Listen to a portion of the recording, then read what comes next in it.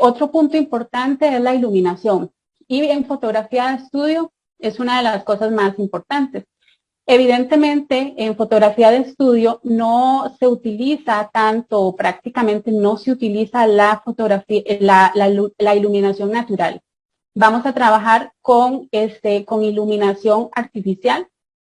La iluminación artificial podría estar viniendo de luz continua o de flash.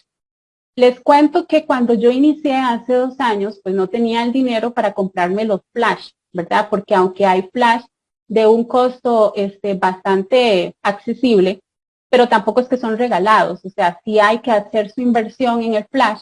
Y yo me acuerdo que pues yo me fui a un lugar, bueno, me fui a EPA, ¿verdad?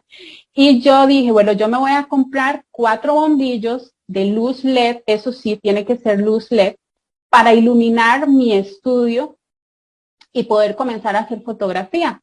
Entonces, varias cosas que yo quiero decir acá. Muchas veces no nos tenemos que limitar al principio, o sea, si nosotros queremos comenzar en algo, pues hay que darle con todo muchas veces y las cosas van viniendo de camino. Si yo hubiese esperado a tener mis flash, probablemente no tuviera 2 años en fotografía, sino que tal vez tuviera 1 año y me hubiera perdido de todo el aprendizaje que he tenido en 2 años. Entonces, yo me acuerdo que yo me fui, bueno, las luces no me duraron mucho porque si tienen pues una serie de deficiencias, no significa que no se pueda tomar fotografía con luz continua. Luz continua se llama eso, ¿verdad? Ese tipo de bombillos. No significa que no podemos tomar fotografía con ese tipo de luz, pero sí nos ofrece varias limitantes. O sea, voy a ser sincera, sí nos ofrece varias limitantes y una de las limitantes va a ser que ese tipo de luz no es tan potente, ¿verdad? A la hora de tomar fotografías. Entonces, probablemente usted tenga que jugar más con con el triángulo de exposición, ¿verdad? Que son los parámetros de la cámara, lo que nos explicaba Cris el día de ayer. Probablemente usted tenga que jugar un poquito más con los parámetros de la cámara para poder conseguir pues la imagen. Entonces, ¿cuál es mi mensaje para usted? Bueno, la luz continua sirve, pero sí usted se va a tener que adaptar, ¿verdad? A esa luz continua. Lo mismo con respecto al estudio, que se me olvidaba decirles, o sea, no significa que si nosotros no tenemos un lugar con esas medidas, no podamos comenzar en fotografía.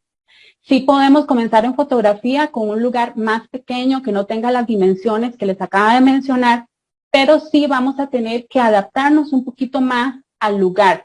¿Qué sería adaptarnos a un estudio más chiquito? Bueno, probablemente no podamos hacer tanta fotografía de cuerpo completo, ¿verdad? Porque recordemos que si tomamos una fotografía de cuerpo completo, pues nos tenemos que echar para atrás. Entonces, probablemente vamos a tomar fotografías de 3/4, ¿verdad? En nuestro cuerpo o de cintura para arriba o en primer plano, que serían ya fotografías así como del rostro. Entonces, pues sí nos podemos adaptar, ¿verdad? Pero sí va a tener ciertas cosas que probablemente nos vaya a costar más hacerlas. Ahora, lo ideal para la iluminación en estudio, evidentemente, son los flash, ¿verdad? Ahí en el dibujito, bueno, está la imagen de 2 flash. Y bueno, gracias a Dios, Dios me permitió invertir en mi luz, en mi iluminación en mi estudio, y hoy cuento con un flash de estudio bastante potente. ¿Qué es la ventaja del flash? Pues eso, la potencia, ¿verdad? La diferencia de la luz continua y el flash, bueno, la luz continua, la misma palabra lo dice, es continua, y el flash va a emitir luz solamente cuando nuestra cámara dispara. Su luz va a ser sumamente potente y esa luz más adelante vamos a ver cómo la podemos modificar con modificadores, ¿verdad? Entonces va a ser una luz que podemos adaptarla a nuestros retratos perfectamente.